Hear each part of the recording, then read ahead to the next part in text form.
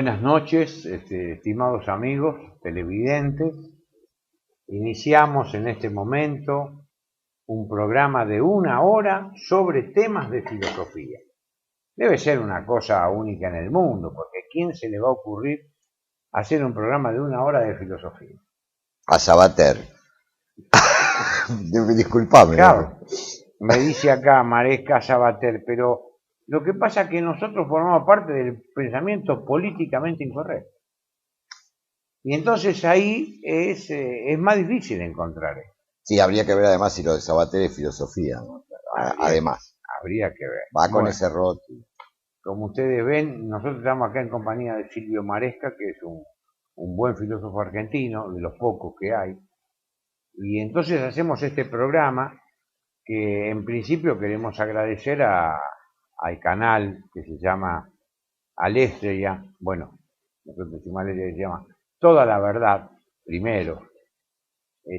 Y queremos agradecer por el espacio que nos ha dado para poder hablar de temas que en general no se hablan, ¿no? Este primer agradecimiento. Segundo agradecimiento a Silvio Maresca, que es mi amigo, que ha sido director de la Biblioteca Nacional de Argentina. Que me honro de ser tu amigo, además. Se honra en ser mi amigo, que es un buen filósofo, que no hay muchos. Acá en Argentina somos pocos. Pero bueno, tratamos de no deshonrar a nuestros viejos filósofos de la generación del 25 y del 40. Quiero agradecer también a aquellas personas que nos están viendo en este momento, que nos van a ver más adelante, gente que hace filosofía en serio, como Gustavo Bueno, en la Escuela de Filosofía de la Universidad de Oviedo, en España, a Margarita Mauri, que es una de las mejores estudiosas del tema de la ética en la Universidad de Barcelona, es vicedecana y titular de la Cátedra de Ética, es la introductora de Alasdair MacIntyre, el escocés que conmovió al pensamiento americano. Calculo que nos está viendo desde la República Hermana de Chile Joaquín Fernández, que es un pensador muy interesante, que hizo su tesis con Ernst Nolte en Alemania. Lo mismo que Máximo Cassiari, que fue el intendente de Venecia y que en este momento renunció ya a sus cargos políticos y está en la Universidad de Florencia. Anilo Reis, de la Universidad de Sao Paulo. Es decir, nosotros entre los que hacemos filosofía nos conocemos. Y bueno, me toca a mí hacer un programa de filosofía, entonces le digo a Silvio, bueno, vamos a hacer un programa de filosofía. No, sería magnífico, ¿no? Va a ser magnífico, porque hablando en serio ahora, lo de Sabater era un chiste, simplemente. Prácticamente no existe eso, ¿no? No existe. Y hay como un divorcio, digamos, entre la filosofía y los modernos medios de comunicación, que en parte también es responsabilidad nuestra, digámoslo, ¿no? Pero bueno, intentemos subsanarlo. Mirá, yo había encontrado como un motivo, por eso, un motivo, vos ya sabés porque hemos conversado antes, pero había buscado un motivo porque si no, nosotros no nos vamos a poner a explicar, yo qué sé, la ética de Aristóteles o el superhombre de Nietzsche. Si vos decís no vamos a dar clases no vamos a dar clases de filosofía, nosotros vamos a intentar pensar. Porque en Argentina se hace eso, ¿viste? Hay un programa de Juan Pablo Feynman donde da clases muy elementales, digamos, de filosofía. Pero me parece que es mucho más interesante si podemos desarrollar algunos temas. Algún tema, bueno. A eso mostrar cómo piensa un pensador, digamos, ¿no? Claro. En vivo. Así. En el fondo, nosotros somos arqueguetas, somos eternos comenzantes, ¿no? A mí me parece que lo mejor de todo esto para introducirnos, ¿no? Estuve pensando, Silvio, introducirnos es aquello que la sociedad más puede ver de nosotros. Y por eso yo me quería detener sobre el tema de la metapolítica. La metapolítica es una interdisciplina que estudia las grandes categorías que condicionan la acción de los políticos. Claro, eso es algo que no siempre se tiene en cuenta, No se tiene en cuenta. Que más allá de que haya explícitamente o no en los políticos una filosofía política, un pensamiento político, siempre lo hay, de alguna manera siempre lo hay. Exacto. Bueno, entonces un poco la tarea de filósofo, que siempre tiene que estar relacionado con su contemporaneidad, es sonsacar. Y bueno, pero vos lo hacés y yo lo hago. Cuando nos acercamos a los políticos, ¿qué estamos haciendo nosotros? Nosotros tratamos de alguna manera de sonsacar, de a ver qué es lo que está pensando para, a partir de ahí, elaborar algún tipo de programa de acción. Bueno, en este tema de la metapolítica, que ya, bueno, nosotros estamos trabajando hace muchos años, nosotros recibimos un gran espaldarazo, un gran apoyo de la Escuela de Filosofía de Oviedo, porque ahí está el hijo de Gustavo Bueno, que se llama, también como el padre, Gustavo Bueno. ¿Viste los padres que le ponen el nombre a los hijos, el mismo nombre de ellos? Es mi caso. ¿Tu caso también? Es mi caso. Y a él le puso Gustavo Bueno, se llama Gustavo Bueno Sánchez. Hizo un trabajo extraordinario sobre la metapolítica, porque un día me pregunta, dice... Bueno, yo me acuerdo Manfred Riedel, ¿te acordás? Claro. En la década del 70 escribió un libro sobre Metapolítica y metafísica y metapolítica. Metapolítica y metafísica. Un libro magnífico ese. Un libro extraordinario.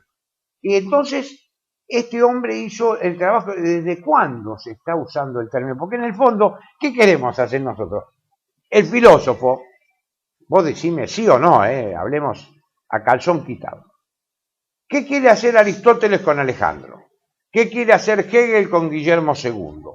¿Qué quieren hacer? ¿Qué quiere hacer Santo Tomás de Aquino con Gregorio? Platón, ¿qué quiere hacer? Con el tirano de Siracusa. Pero cuando uno llega a desarrollar la filosofía, ¿qué quiere hacer? Y de alguna manera una de las vías, bueno, la filosofía tiene varias vías de aplicación, digamos, entre comillas, ¿no? Pero una privilegiada desde el comienzo de la historia de la filosofía occidental es indudablemente la política. O sea, si nosotros decimos que la filosofía nace en Atenas, porque todo el tema de los presocráticos, bueno, daría para una larga discusión que quizá la hagamos en algún momento, pero la filosofía propiamente dicha, hasta la palabra, si es que no la usó Pitágoras, pero eso es un poco mítico, nace en Atenas y nace en función del desbarajuste político que se daba en la ciudad griega, ¿no? En la polis griega. Dice que nace directamente de la política. Platón lo dice en su autobiografía. Dice, yo vi que si me dedicaba directamente a la política, por ese camino no llegaba a ningún lado. Entonces dice, me dediqué a la filosofía, la inventó, en realidad la inventó. Me dediqué a la filosofía para ver si por ese otro camino podía reestructurar la sociedad, ¿no?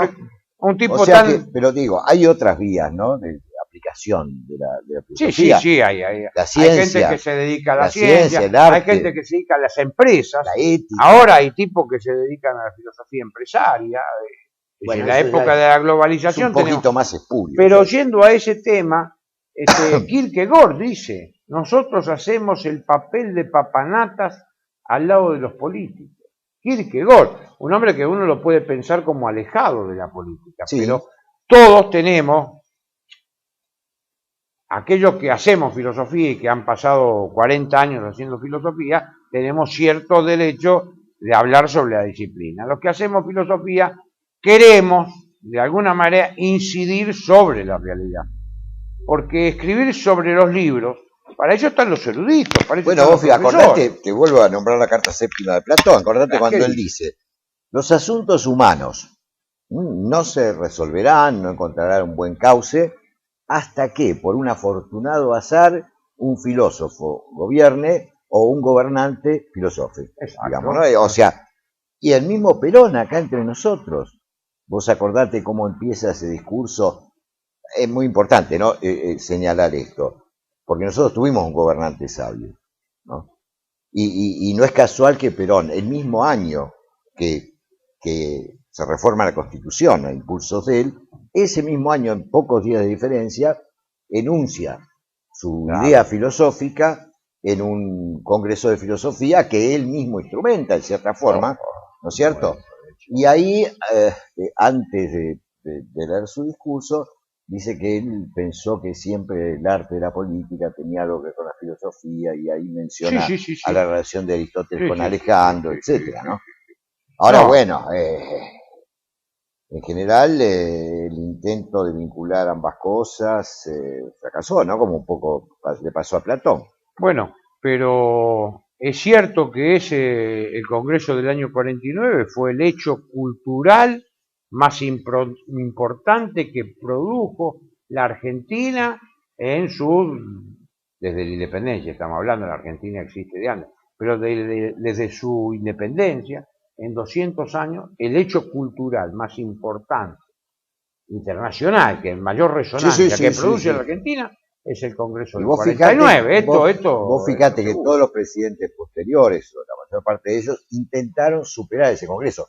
Acordate que Alfonsín, en el año 87, que lleva a cabo ese Congreso extraordinario de filosofía en Córdoba, tratando de hacer algo más grande y con mayor convocatoria, con mucha más plata, y no, claro, que Argentina ya no era el país que era en el 49. Bueno, era referente del mundo, era una potencia. Porque uno piensa a partir también del estado de sus genius loci, como decía Virgilio, es decir, uno piensa a partir de una situación, de esa circunstancia que lo rodea, cuando vos no haces filosofía en la incertidumbre.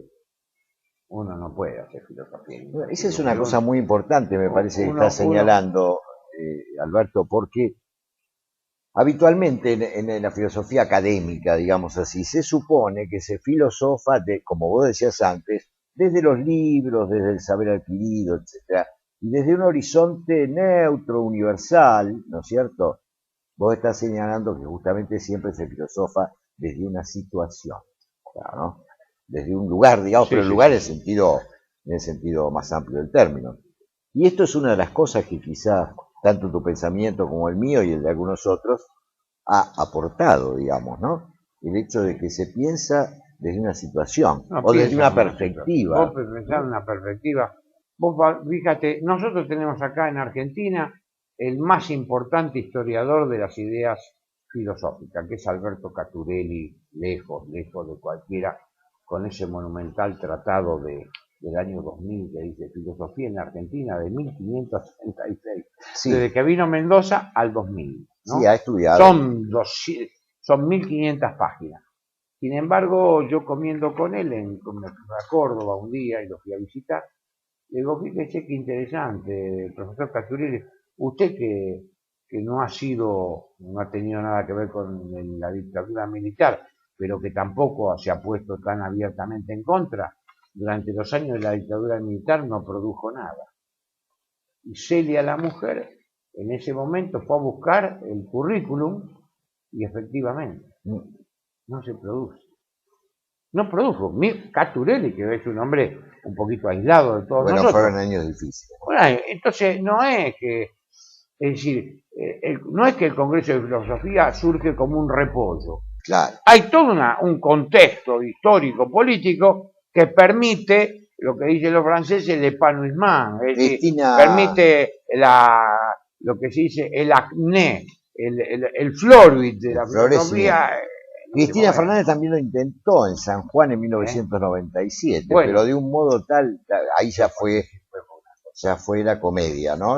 Aquello de Marx, que una vez las cosas son como tragedia, otra como comedia, ¿no?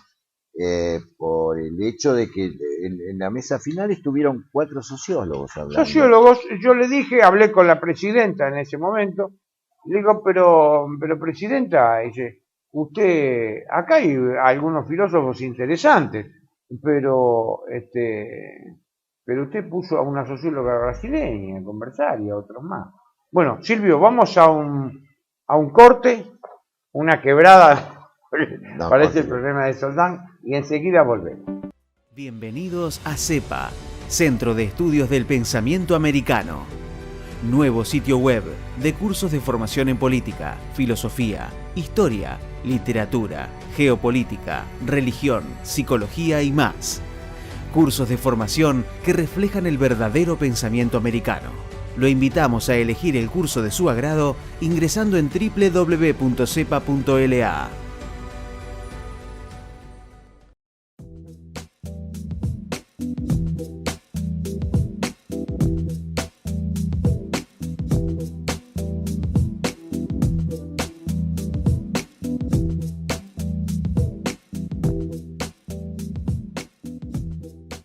Decir siempre la verdad primero tiene un precio. Dependemos de tu ayuda. TLB1, toda la verdad primero.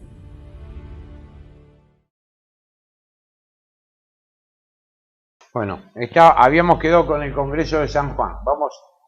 Esto viene bien porque seguramente lo ven algunos en Europa, yo no sé cuántos, pero algunos lo ven. Y podemos nosotros relatar las peripecias también de la filosofía argentina, ¿no es cierto? Bueno, son muchas y muy variadas, muchas y muy variadas, la verdad, ¿no? Pero para que vean que nosotros también hemos pensado el programa, yo quería volver al tema de la metapolítica, que es de alguna manera la relación de la filosofía con la política, y que vos tenés mucho que ver. ¿Por qué? Porque la metapolítica es una interdisciplina que estudia las grandes categorías que condicionan la acción política de los agentes políticos que nosotros conocemos, así como habrá otros filósofos en otras latitudes que conocen a sus agentes políticos. Nuestros agentes políticos mucha gracia no nos hacen a nosotros, mucho caso tampoco, no nos escuchan, leen poco, creen que saben. En filosofía, en general, y a vos te habrá pasado, Silvio, también, todo el mundo tiene derecho a hablar de filosofía por aquello de Aristóteles, ¿no? Todo hombre es radicalmente filósofo. Pero bueno, pues nosotros somos formalmente filósofos. Sí, claro. Hemos estudiado, sabemos, tenemos una lógica interna. Sí, vos viste que si acá estuviera un físico y empieza a explicarnos lo de la partícula de Dios, todos nos callaríamos y lo escucharíamos atentamente, porque bueno, se supone que él sabe y nosotros no. Ahora, en filosofía, todo el mundo se cree con derecho a opinar. Bueno, todo el mundo tiene derecho a opinar en general, y todo el mundo tiene, entre comillas, una filosofía de vida. Bueno, pero nosotros tenemos, claro, es cierto, una formación especializada en eso, digamos, ¿no? No solo a través de la historia, como vos decías bien, no solo a través de la historia, y en el caso de nuestra práctica, tanto la tuya como la mía, no solamente a partir de leer libros, escribir, dar clase, que por supuesto lo hacemos, sino también de tener cierto contacto con el mundo extra filosófico, y muy particularmente con el mundo político, digamos, ¿no? Porque además me parece que en países como la Argentina hay una larga tradición en ese sentido. Pensá vos en el Alberdi de fragmento preliminar para el estudio del derecho, ¿no? Donde ya desde el comienzo de independencia aparece ahí un sujeto, que no fue el único ni mucho menos, que señala, ¿qué dice él ahí? Dice, hemos hecho la revolución, dice, ¿no? 20 años después lo dice, 1937, sí. 1837. Hemos hecho la revolución, pero si nosotros no somos capaces de construir una filosofía nacional, la revolución será en vano. Bueno, después cómo pensaba él esa filosofía. Bueno, es otro tema, ¿no? Otra cosa, pero a lo que yo me refería es que en Argentina, y no solo por Alberdi, podríamos mencionar a Corny, había muchísimos otros. Sí, hay una tradición de un fuerte vínculo entre la filosofía y la política. La preocupación de los mejores filósofos que hemos tenido en todos ellos por la política, porque somos un país de construcción, quizás tenga que ver con eso. Bueno, acá no está garantizada la nación, digamos, ¿no? Exacto. De manera tal que el pensador podría despreocuparse, digamos, ¿no? Se transforma en un profesional de la cátedra. Exacto. Es cierto que la inmensa mayoría son profesionales de la cátedra, pero al no estar garantizada la nación, el filósofo o el tipo que hace filosofía más allá de los libros sobre la realidad se implica en la política. Bueno, a mí me ha pasado muchos años, muchos desengaños, te habrá pasado a vos también, y siempre viendo no vengas con la costurerita que dio el mal paso, pues no mucho desengaño. No, pero desengaño en el sentido que uno pierde muchas horas de su vida, ha perdido muchas horas de su vida, años de su vida, en esta vinculación de filosofía y política, ¿no es cierto? Filosofía y política, filosofía de los sindicatos, por ejemplo, me ha pasado a mí, pero recuerdo una anécdota personal. Vos te acordarás de nuestro viejo profesor en la Universidad de Buenos Aires, Eugenio Pucciarelli. Así es. Y dice, y fui a hablar con Frondizi, pero no me hizo caso. Estamos hablando de bueno, los de años cualquier 50. manera.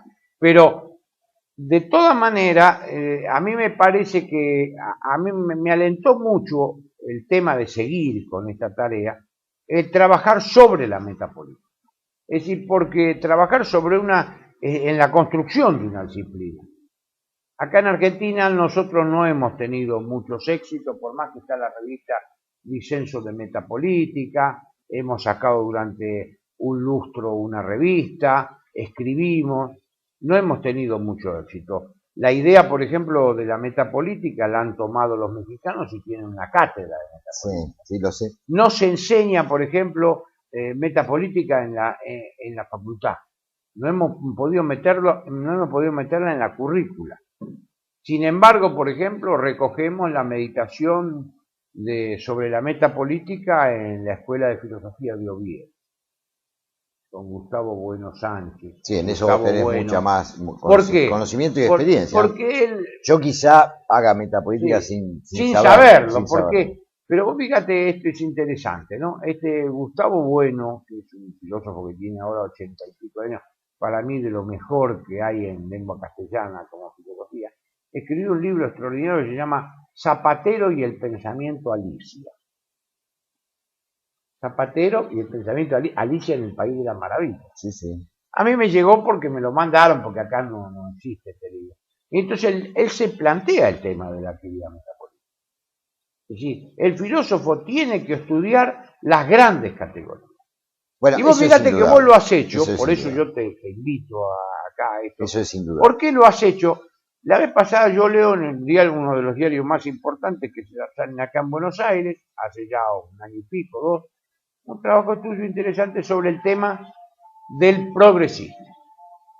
Sí, claro, evidentemente, porque, digamos, yo en ese sentido pienso que el progresismo, más allá incluso de la política, es un clima de época, es lo que está determinando este siglo XXI, en la mentalidad colectiva, te diría, ¿no? Y aquí tenemos una enorme paradoja para mí, porque el progresismo es heredero indudablemente del marxismo. De un marxismo, yo diría, el progresismo actual es un post-marxismo, ¿no? Es un marxismo que ha acusado el impacto de la tremenda derrota del marxismo en su aplicación a la realidad política, social y económica, digamos, ¿no? Pero que de ninguna manera ha renunciado a el dominio cultural. Por eso no solamente yo, muchos otros hablamos de la incidencia que tiene el pensamiento de Gramsci en este momento, como en los 70 la tenía la de Althusser dentro del universo del pensamiento marxista. Ahora, esta realidad culturalmente es dominante, de manera que tenemos un mundo occidental hipercapitalista con un pensamiento dominante socialista. Claro. Una paradoja que nadie podía... Y esto hay que pensarlo. Bueno. Esto hay que pensarlo porque es nuevo. ¿No? Tenemos, vuelvo a decirlo, un mundo hipercapitalista, pero la superestructura cultural, para decirlo en términos del marxismo, es socialista. Bueno, ¿Qué hacemos con esto, abuela? Este tema... Pues va mucho más allá mucho más allá del pensamiento de los políticos. Esto va más allá de... la señora que está en la calle... Porque llega a los barrios. Esto que vos hiciste, a lo mejor como vos me decías, ¿no? Sin pensar que estás haciendo metapolítica. Esto es metapolítica. Es decir, el análisis de estas grandes categorías. Porque el progresismo te lleva después a la categoría de homogeneización cultural, te lleva a la categoría de multiculturalismo. Muy bien. Te lleva a las categorías de identidad, de identidad y diferencia. Te lleva a las categorías de progreso y desprogreso. Absolutamente. Es decir, todos estas categorías que nuestros políticos, digo los políticos argentinos y los políticos en general, ¿no? Los políticos sudamericanos y europeos, utilizan inconscientemente, ¿no? Las van utilizando de forma inconsciente.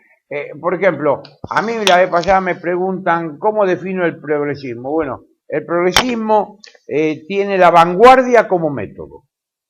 Es decir, para el progresismo hay que estar en la vanguardia, como sea. A pesar de cualquier cosa, tengo que estar siempre adelante. Es decir, el progresismo... Pero en una época, vos fíjate la paradoja, esto se da en una época en las cuales las vanguardias, por lo menos en el sentido de las vanguardias artísticas y políticas también, han fenecido. Claro. Esto es lo curioso, digamos, ¿no? Porque es una vanguardia, pero en una época donde las vanguardias ya no son efectivas.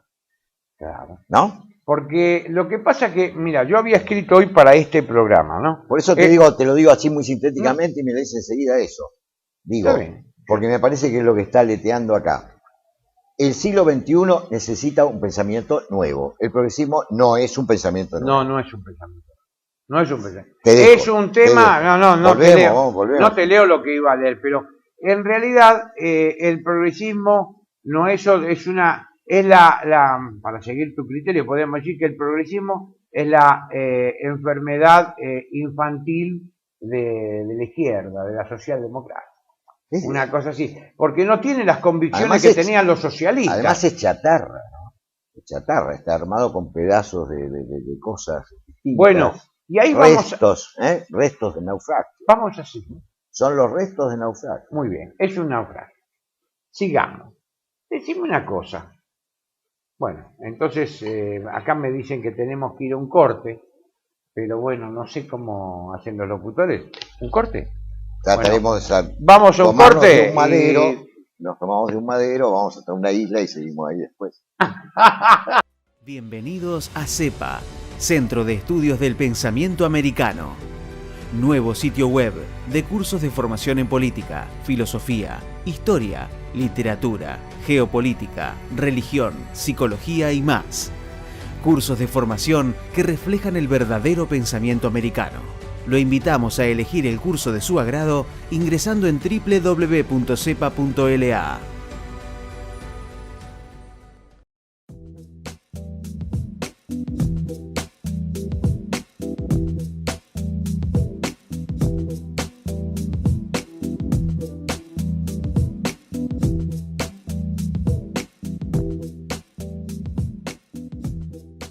Decir siempre la verdad primero tiene un precio.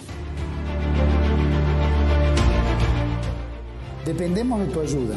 TLB1. Toda la verdad primero.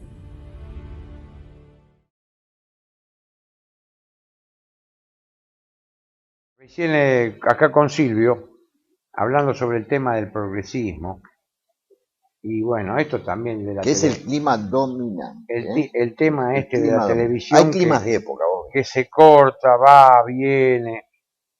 Es bastante difícil pensar en la televisión, ¿no? Yo no sé, lo puede hacer Feynman, pero es bastante difícil cuando se corta el hilo del razonamiento. No, a mí me cuesta menos, no importa. Además no importa, Alberto, que sea un poco fragmentario lo que vamos exponiendo, porque después lo vamos a ir retomando, etcétera, ¿no? Además, me parece que estos medios llevan un poco a la cosa fragmentaria. Sí, ahora me acuerdo de lo que estamos hablando. No la larga exposición académica. Ahora me acordé, porque vos decías que ciertamente esta gente no tiene un pensamiento formado, el progresismo en general en todos los países, en España, en Italia, en Alemania, en Francia, en Argentina, en Brasil, en México, etcétera. No tiene un pensamiento consolidado y viene a ser toda una especie de... Las ideologías del siglo XX, que yo creo que básicamente fueron tres, digamos, ¿no? El nacionalsocialismo, el bolchevismo, digamos, y el liberalismo. Los fascismos también los podríamos agregar, que tampoco era lo mismo el nacionalsocialismo, pero digo, todas ellas eran ideologías con bordes muy bien delimitados, digamos, ¿no? Sobre todo las más totalitarias, como el bolchevismo y el nacionalsocialismo. Y con una lógica impecable. Una lógica impecable. Lo cual demuestra también que la lógica no necesariamente tiene que ver con el pensar, ¿no? Como decía el viejo Heidegger. El progresismo, a diferencia de eso, tiene bordes muy difusos y contradicciones internas insolubles. Por ejemplo, te doy un ejemplo banal. Digamos, la prohibición del tabaco, como si fuera el monstruo más tremendo de la humanidad, pero la simpatía y la legalización de otras drogas. De la marihuana. Marihuana, y vamos a ir hacia la cocaína también. Ahora vos decime, si el argumento es que el tabaco daña al otro, ¿vos pensás que la cocaína no daña al otro? Claro. Una persona Bueno, que ha tomado cocaína no se vuelve omnipotente y por ello mismo violenta. O sea, bueno, es que... pero fíjate qué contradicción. Está bien, y bueno, lo que vos ¿no? notás es correcto, porque esto dice Máximo Cassiari, que es un buen filósofo, el Un florentino, nietzscheano es de los míos. el veneciano, es un buen filósofo. Nietzscheano. Y dice el veneciano, y bueno, nosotros estamos en la época del simulacro, estamos en la Pax Apparens. Y tienen razón, esto forma parte del simulacro, porque ¿cómo puede ser que un gobierno, cualquier gobierno, no nos referimos solo al gobierno argentino, ¿no? Cualquier gobierno de corte Seguro. progresista, te prohíbe fumar y autoriza el consumo de la marihuana? ¿Pero en qué quedamos? Entonces, tiene razón Vittorio Messori, que lo políticamente incorrecto, ¿quién es lo políticamente incorrecto? Los fumadores, los cazadores de ciervo y los católicos, que son los tres que Ahí cobran. está, muy interesante lo que decís. Y porque entonces pongámonos de acuerdo. los mecanismos de segregación están a la orden del día, ¿no? Un ejemplo tonto, si vos querés, es Estomaqueas, no sé cómo se llama, Estomateas, no sé, algo así, que empezó a hablar, escribió un libro, un bestseller, de gente tóxica. Hay gente tóxica, hay gente con la cual no conviene juntarse. Ahora, ¿qué quiere decir eso? Quiere decir, construyamos un mundo de los sanos, de los que hacen deporte, de los que no fuman, de los que no beben, de los que no son mujeriegos, de los que no son jugadores. Podemos hacer una larga lista Sí. de esa moralina progre, digamos. Un mundo con eso. Y lo demás, bueno, no los matamos, los marginamos, Bueno, los segregamos, ¿no? vos vas pensando y yo te voy Te tratando digo de seguir porque el me parece que pensamiento. todas estas cosas están en juego, digamos, ¿no? Porque Porque los políticos después le hablan a la parte sana de la sociedad. ¿Mm? Primero, hay dos cosas para a ese comentario, al comentario. Son apostillas. Yo hago de las veces de escoliasta, ¿viste? Lo que escribía en los escolios. En los libros medievales se escribía en los escolios y quedaba escoliasta. Los comentarios. No, porque, viste, yo me enojo con estas cosas, porque digo, cuando imperaban esas ideologías férreas, bueno, campos de concentración, los alemanes mandaban no solamente a los judíos, mandaban al disidente al campo. Y los rusos era la Siberia. Ahora no hay ni Siberia ni campo de concentración, pero sin mencionar los marginados económicos, digamos, ¿no? Esta marginalidad, este totalitarismo dulce, claro, como le dice Maffesoli, le llama el totalitarismo dulce. Esto, ¿qué es lo que para mí está atrás de esto? Es la apariencia del otro.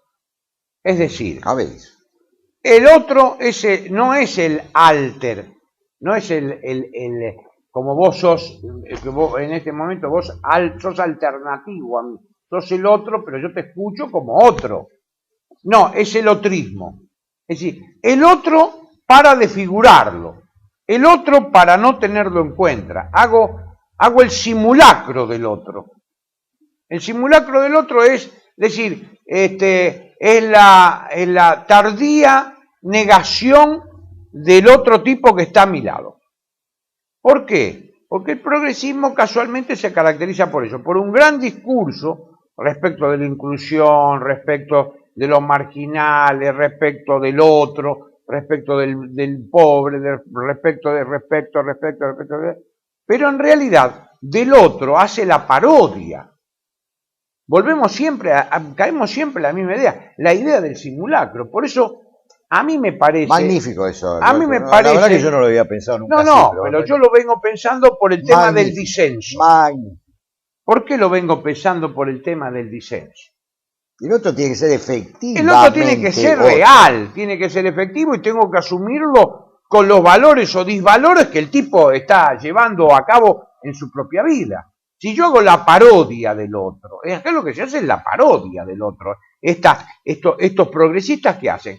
Estos progresistas, como vos pintaste bien, el mundo es el mundo gimnástico, el mundo tranquilo, el mundo del cable, el mundo de la televisión, de los autos caros, que no lo roban, que no lo afanan, hablando de Nargot, que no le pasa absolutamente nada. Es el mundo de, ¿te acordás de las viejas? Del hedonismo ascético. ¿Te acordás de...? Yo lo llamo hedonismo ascético. ¿Te acordás de esa? Porque es un hedonismo, pero como decía Nietzsche ya en Zaratustra, primero de todo está la salud.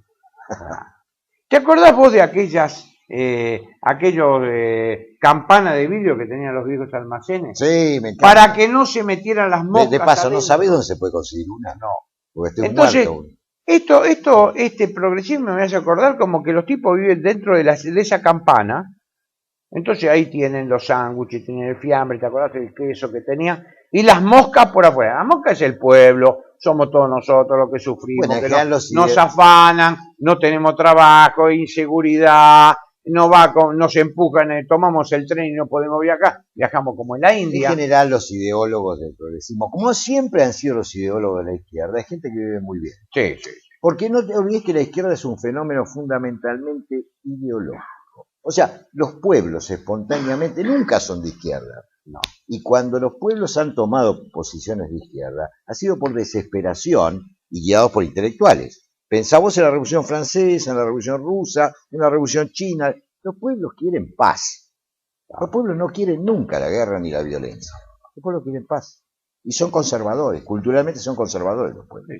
Pero absolutamente. Porque todo el mundo... Bueno, hay que hacer un principio filosófico fundamental. Todo busca preservar en su ser. O lo que vos decís, claro, Spinoza, Baruch. Lo que vos dijiste es fundamental, me parece a mí, por eso lo quiero subrayar, lo que vos dijiste del otro. Porque el otro, si se lo toma en serio, la diferencia, si se toma en serio, digamos, es problemática. Claro. Y hasta angustiante. Porque vos no lo podés... Pensar en una relación de pareja, pensarlo en lo que quieras. Si vos realmente visualizás la alteridad del otro, el ser otro del otro... En cambio, esto te quieren disolver. Al otro lo quieren disolver. Bueno, por eso el paradigma de la igualdad, no de la justicia. Si vos lees Carta Abierta, que es un grupo, bueno... Expliquémosle a los europeos. No, digo, es un grupo de intelectuales progubernamental, muy progre, él, no es peronista. Bueno, ellos plantean el paradigma de la igualdad, después se las arreglan para decir que en realidad el paradigma de la igualdad, pero todos somos diferentes, no se hace una ensalada, ya te dije, es un pensamiento autocontradictorio, se autoexcluye, ¿no? Pero el paradigma de la igualdad es muy distinto del de la justicia, porque la justicia no quiere decir igualdad. Claro. Justicia no quiere decir igualdad. Es dar a cada uno lo que corresponde. Y acá es la definición de Platón.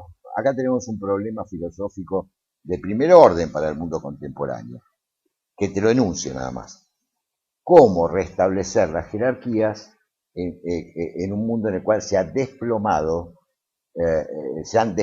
las viejas jerarquías? La palabra esa de Nietzsche, Dios ha muerto, ¿no? Se han desplazado las viejas jerarquías que estaban dadas por la religión, por la moral, por la metafísica, por el arte, ¿no? Sí. ¿Cómo reconstruir las jerarquías? Porque sin jerarquía no hay justicia tampoco.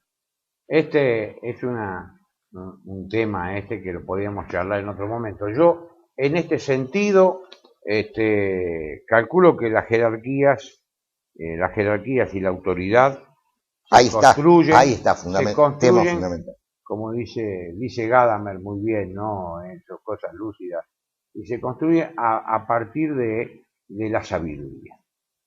El saber y la autoridad, la jerarquía y la autoridad se funda en la sabiduría.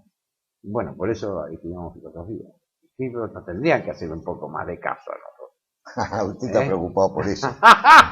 Yo soy más pero escéptico, yo creo que la autoridad se funda en el saber, en la sabiduría.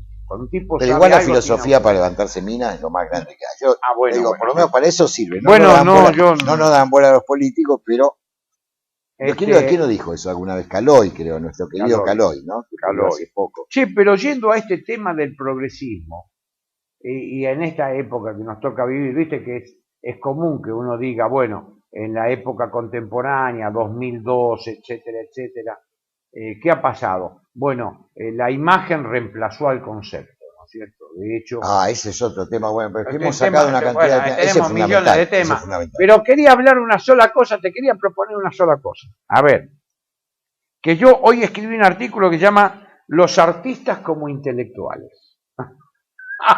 Te doy Eso me letra, da envidia. Escribí 2 artículos por día, vos. Yo escribo Una más cosa- o menos. Los artistas como intelectuales. Vos sabés que me he quedado pensando. Hoy estuve todo el día, digo, bueno, vamos a hacer un programa de televisión.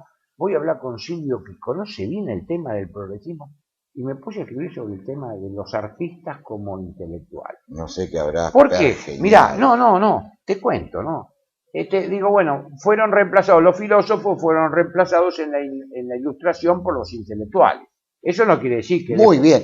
Otro punto, has tocado otro punto decisivo, pero que cada una de estas cosas que estamos mencionando, estamos haciendo un sumario hoy, me parece. Claro. Cada una de las cosas que estamos Es para un mencionando programa. da para un programa. Claro, hoy se usa la palabra intelectual, pero sin saber que eso nació de la mano de la Revolución Francesa y en función de la destrucción del ancien régime, del antiguo régimen. Ahora no hay más antiguo régimen. Entonces, ¿cuál es hoy el lugar del intelectual? Pelea con molinos de viento, no puede salir de ese lugar crítico, jamás puede construir nada, porque hoy necesitamos constructores. No hay más ancien régime.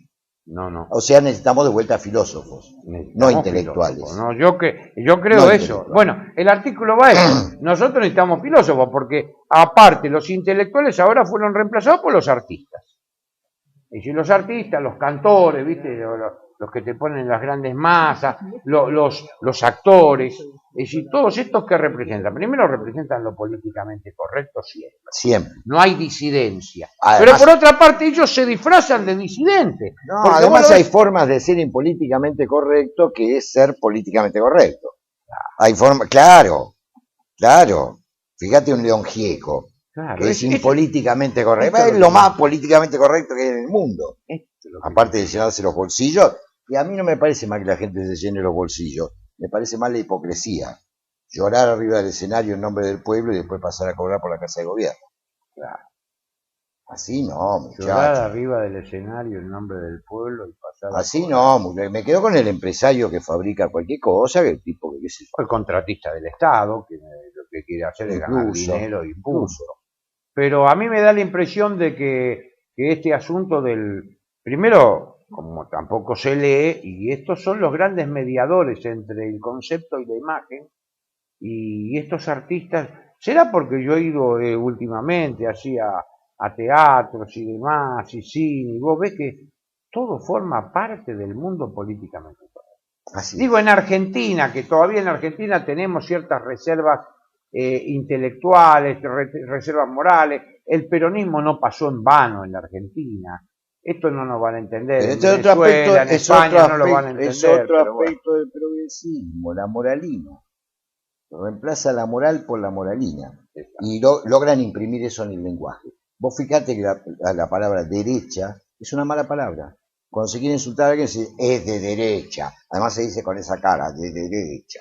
¿No es cierto? Sí, sí, sí. Ser militar, ni hablemos. No, Ahora, cuando vos lográs imprimirle sentido a las palabras, ganaste la batalla. sí, esto seguro. Lo que pasa es que ellos hay también un desgaste de los términos, ¿no? Porque han producido un desgaste de los términos. Me hacen acá una seña que hoy se cumplen 60 años del fallecimiento de Eva Perón. Bueno, Así este es. es un programa de filosofía, no vamos a Así hablar de es. política. Bueno, le digo a los filósofos europeos que no miren más el programa. Ahora vamos a hablar de Evita, 2 hombres que estamos vinculados al movimiento nacional. Lo primero que quiero decir, que el evitismo es una forma sutil de antiperonismo. El evitismo. El evitismo. Que repitas para los que no son El argentinos. evitismo es Eso, una forma sutil de antiperonismo. ¿Qué es el Sí, evitismo? Mira, vos sabés igual que yo que acá se va a imprimir un billete de 100 pesos con la imagen de Eva Perón. Se va a sustituir la imagen de Roca. O sea que los dos grandes constructores de la nación argentina, que son Roca y Perón, no tienen imagen en los billetes. Además, si Eva Perón viviera, le daría un bofetón a quien tuvo la idea de poner no a Perón, sino a ella, la imagen en un billete. Porque basta leer La razón de mi vida para saber cómo pensaba Evita.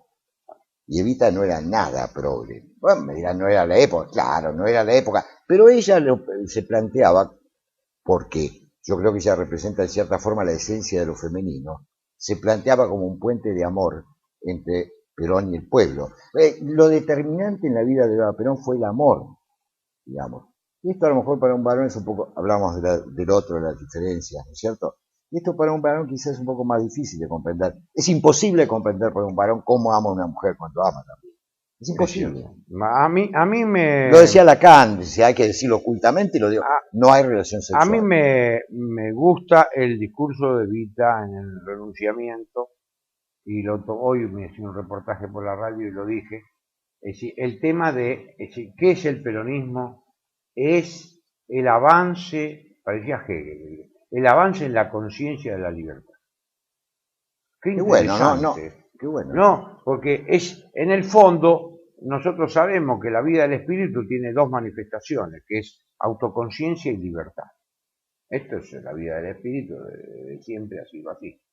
Y bueno, y pone el acento, muy hegeliano lo suyo. Muy hegeliano, sí, hegeliano, no, hegeliano Evita, decía yo. Sí. Me llamó la atención y hoy lo puse de manifiesto. Como ella dice, es la conciencia, el peronismo le ha dado conciencia de su libertad y de su propio destino al pueblo argentino. Y vos viste que el diario... Y esto, yo rescaté esto de Evita, es decir, que, porque siempre se pone, viste, se le pone el acento, el aspecto cordialista y demás.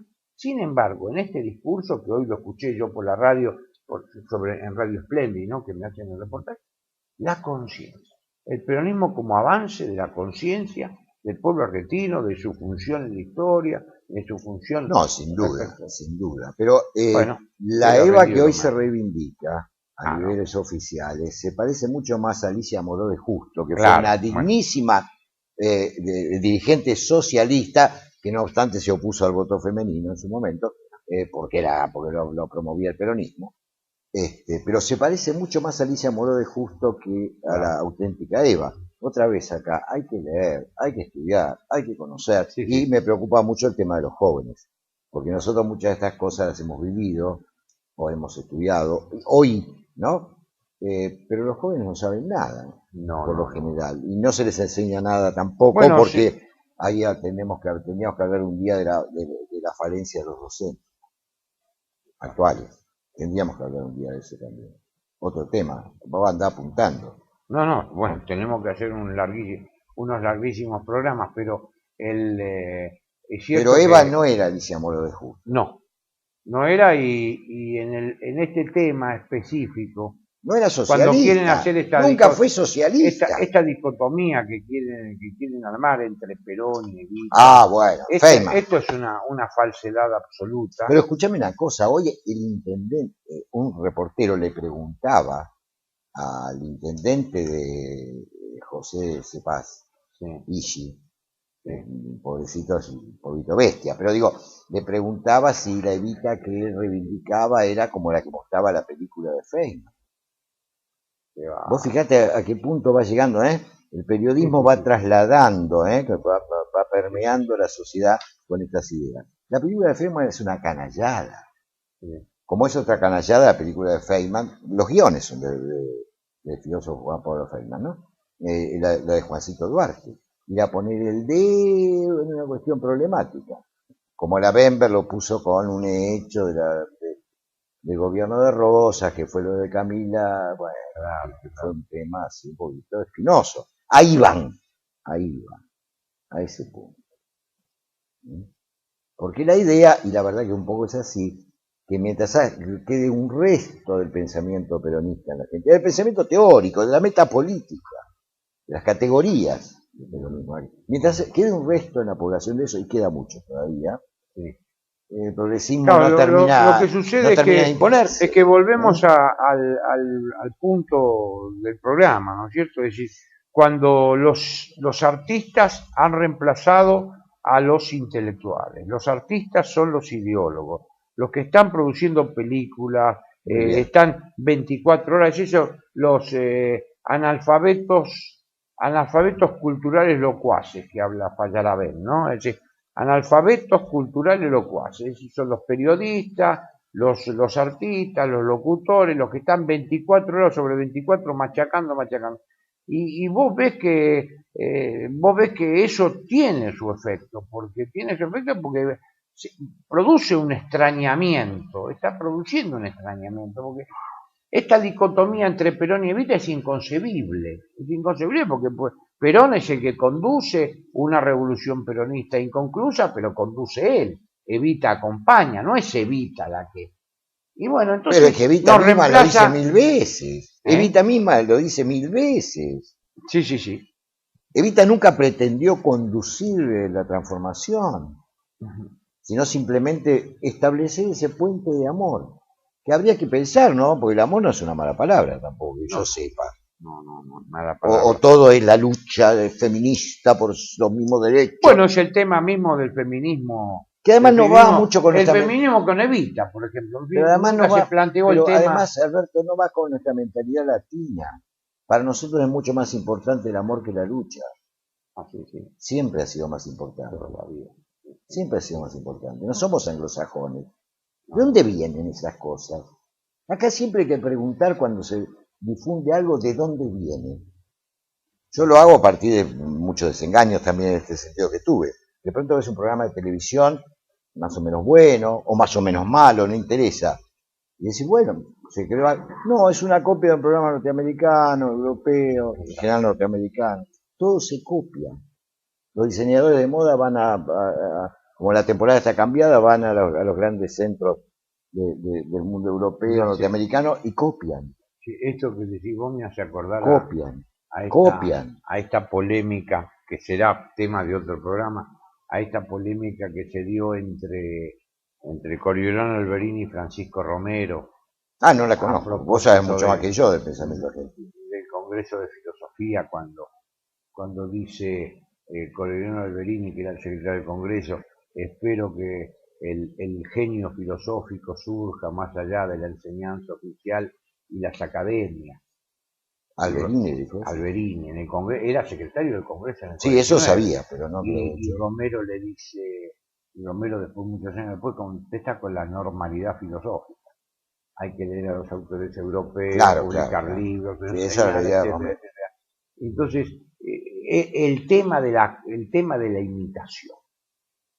Bueno, ¿te acordás? Argentina. Alejandro Korn tiene textos magníficos, cuando habla de la mueca simiesca, qué sé yo, ¿no? Sí. En 1920. Bueno, Macedonio Fernández, como para ir terminando, que fuese el filósofo gauchi político, que fue el maestro de Jorge Luis Borges, hablando del tema de la imitación, dice: Buenos Aires, hay algo que no ha imitado de Europa, el tango. Sí, claro, bueno, el tango, sí.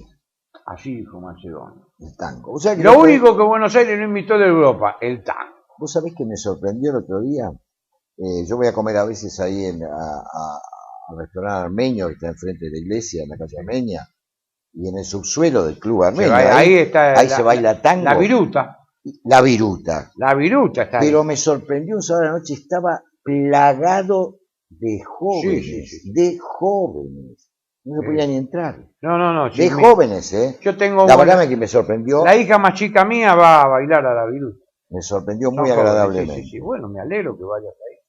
Bueno, vos, yo no sé bailar ni el vals. Bueno, pero me alegro que has ido al frente de la viruta. Me asomé nada más, yo fui a comer arriba porque me encanta la comida armenia. Sí, bueno, Silvio, te agradezco muchísimo esta participación. Esperemos hacerlo juntos, porque yo solo esto, una hora no lo puedo hacer ni vestido de mono. Así pero nos quedaron un montón de temas. Bueno, vamos a seguir. Si es que esta gente... Quizá hoy realmente los hicimos dueños del canal. un sumario. Sí, esto fue como una especie de índice de lo que de lo que podemos llegar a hablar. Bueno, gracias Silvio, gracias, No, gracias a la a vos, gente del Alberto, canal y gracias a aquellos que nos han visto y que esperamos la semana que viene, el jueves, a partir de las 20 hasta las 21, vamos a hacer otro programa como este. Gracias.